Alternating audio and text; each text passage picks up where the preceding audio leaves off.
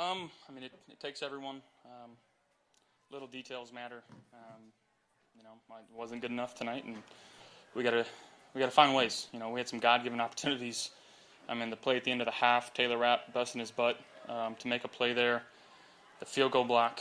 We had our opportunities to, take advantage of, and we didn't. Jack, felt like you were under unusual amounts of pressure. Kind of that was what was going on there. Yeah, they had a good plan. Looks like they, came off a bye week and got to game plan us quite a bit. And again, I got to be better and seeing the things that they're trying to do to us and make adjustments accordingly. Josh, after the block field goal, you got the ball down. It was a 3rd and 2, and they called that sort of reverse to Shakir. Last week, Sean said things got too cute. Does that seem like that kind of a too cute play? Listen, if it works, it's a great call. If it doesn't, it's not. If we run the ball there just downhill, it doesn't work. It's not a good call, right? Something that doesn't work is not going to be a good call. So we roll with it. Josh, what coverage were the Falcons in, and how well did they do a good job of disguising them? Yeah, played some man. Shown quarters and played some man to it.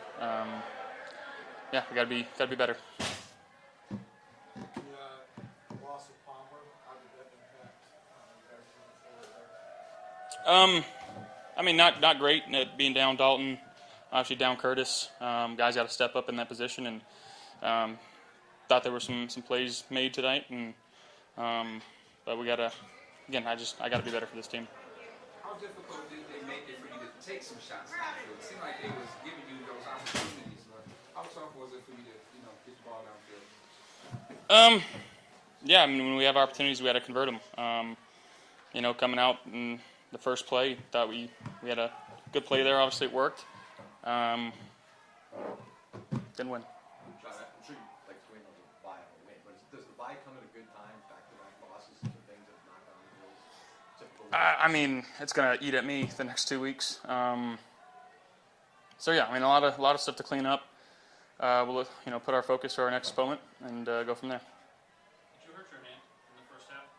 No. Are you playing completely healthy right now? Yeah. Josh, what's to learn from this defeat? I know it's just fresh off, but what's to learn from this? We got to take advantage of our opportunities. The ones I alluded to earlier. Some things that absolutely completely went our way, and it sucks when you feel like 2/3 of your teams, the offense and the defense, are doing their job, and you're the team not to pull your weight. It sucks. So again, gotta get in the film room and learn from our mistakes and move on. Josh, you said the other day that through the first 4 wins, you didn't feel like you guys were even at your best at that point. Now with these last 2, is there a little, not panic, but is there a little bit of eye-opening right now to what's going on? No, I wouldn't say so. I think it's things that we know what to improve on. We've got to put in the work, and we got to do it. Right on that 4th and 3 play, you tried to flick it. You couldn't get motion in on that play? Yeah, I felt backside pressure. Trying to get the ball out, sometimes when you open it up when you're rolling to your left, that causes big hits, and just tried to get it to our playmaker. Sean last week said that he felt like the offense, well, he said too cute at times. Joe kind of disputed that a little bit this week, but when you look at that 3rd and 1 call to Elijah, it doesn't work. Where do you land on the idea of the offense looking too cute at times right now?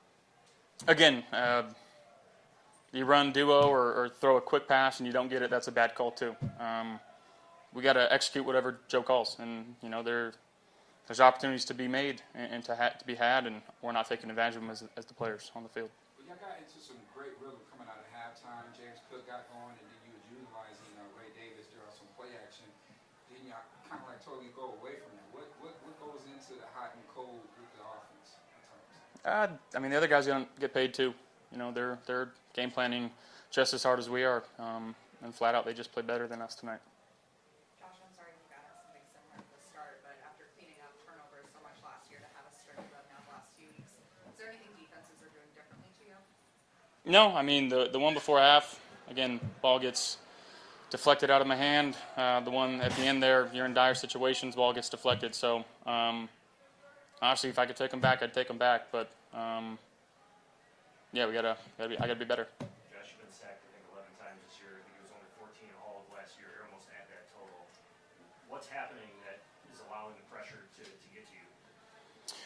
I got to be better. Protections, IDs, movement in the pocket. It's got to be better. But there's also a source of reasoning that your receivers are not getting open quick enough. I mean, you're forced to look, and you're getting the pressure. Is that part of the problem?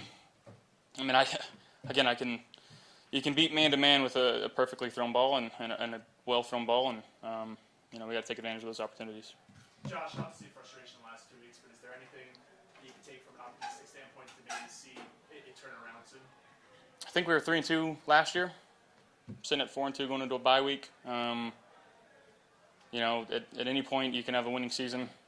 Almost halfway through the year. I know we're not quite halfway, but I think you'll take those odds. Hey guys.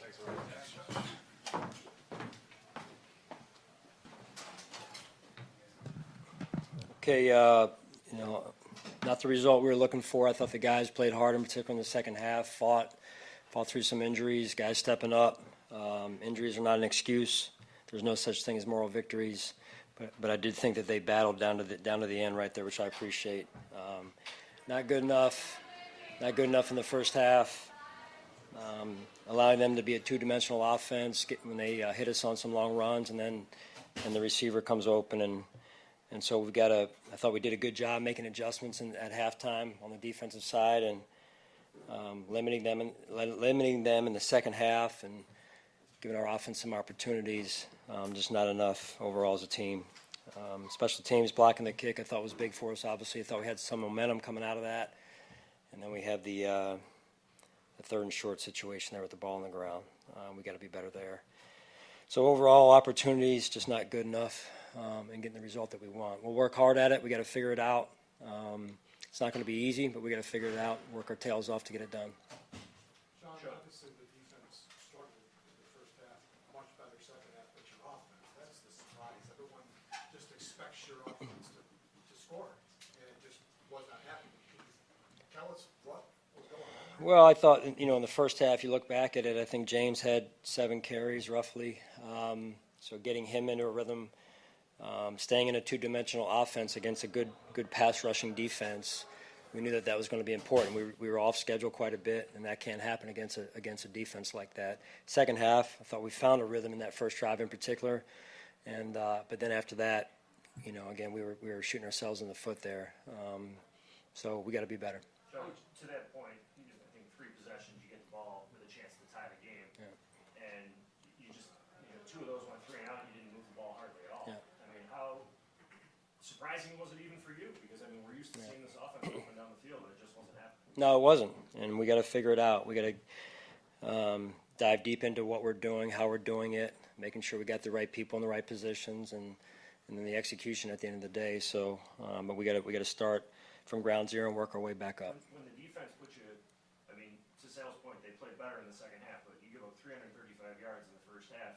You're almost putting them in a position where they got to play a perfect game in the second half. How do you avoid those slow starts defensively in the first half in particular? Yeah, it comes down to run defense, run fundamentals. They had some long runs. We had 8-man front called, defensive, fronts, defensive schemes called to stop the run. And when they pop a run, when somebody's out of their gap, we got to be able to make a tackle and put a defensive net on it, a secondary net.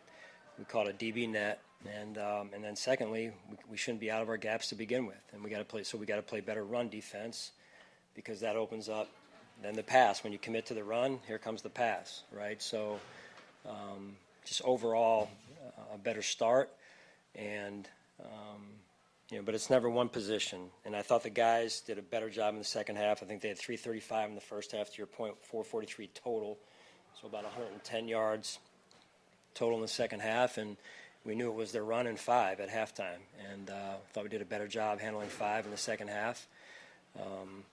So we made some good adjustments, but at the end of the day, not enough. Sean, you had the shot play to open up the game on offense, but again, the downfield passing seemed to really struggle. Have you been able to pinpoint why the downfield passing 20+? No, I mean, again, we're on the bye now. We've got to look at it. We've got to spend a lot of time looking at this thing and figuring out what's going on and fixing it. Sean, part of the, obviously he was under pressure a lot tonight. They blitzed like crazy. But it just seems like part of the problem, too, is just not guys getting open for him.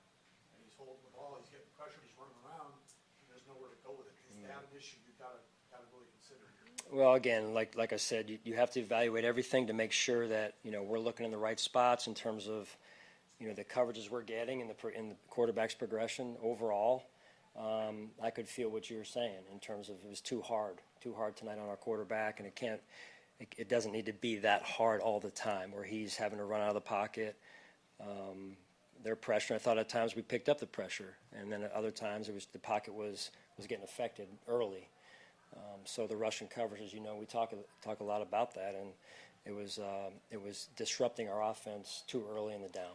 Sean, I'm sorry if you didn't ask this before, but what happened to Daquan Bill before the game? Yeah, he popped his calf in pregame warm-ups. Popped it, so he's going to be out a while. I don't know. I have not caught up with Nate. All I heard, Nate approached me, and we were going through team warm-up there at that point, and said that DQ was out because he popped his calf.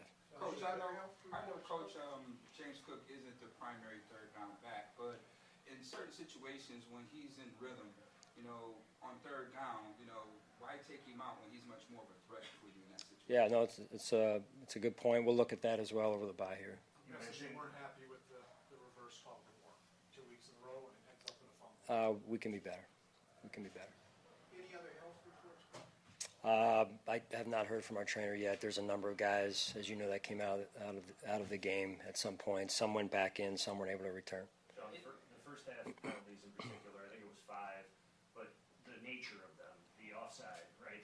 Yeah, I mean, you're beating yourself. Just lining up on sides, right? Lining up on sides. So we police it during practice, and then it turns up in the game, right? So we have to take responsibility for that and making sure we're not beating ourselves. I mean, that's step number one. Let's get lined up on sides. We made, I think, 2 big plays, and both of them got called back because we didn't line up on sides. In terms of injuries and to your point, figuring stuff out, how critical is the bye week this week? Well, starting with injuries, we've got a number of guys that are banged up in there or came out of the game, and so that'll be important for us hopefully getting some of those guys back. We'll see. There's no guarantee on that, number one. Like I said, I appreciate the way the guys battled to the end. At the end of the day, we've got to go back now, in addition to getting guys healthier, and we'll see how that goes, but figure out things on offense, defense, and special teams. We've got to start over and start from ground zero and figure this thing out and work our tails off to do it. John, do you guys need to think about doing something with the trade deadline to bolster yourselves? Yeah, that's a question for Brad. I'm not getting into that. To your knowledge, is Josh playing healthy? Is he dealing with anything? Yeah, I have not heard. I noticed some of the noise, I guess, after the game, during the game, but I did not hear anything from our trainer during the game on Josh. Your guys on defense have talked time and again about starting fast. What needs to happen for that to be the case? Play in your gap. Play in your gap. Tackling is something that you brought up. Guys in the locker room brought up needing to be better. How do you get better at that when you're a month and a half into the season? Yeah, you keep working it. Keep working it, making sure we're executing the right technique. There's techniques that are involved in that. At the end of the day, run through a man, right? It's not easy. That's a good back. It's a really good back. At the end of the day, we've got to be better tackling as well. Coach, care to talk about how well Deion Walker has been playing for you and what's to learn from this defeat? Well, I mean, all of us, there's some good, as a rookie, he's doing some good things, but at the end of the day, there's some things tonight that I think he learned probably a hard lesson on.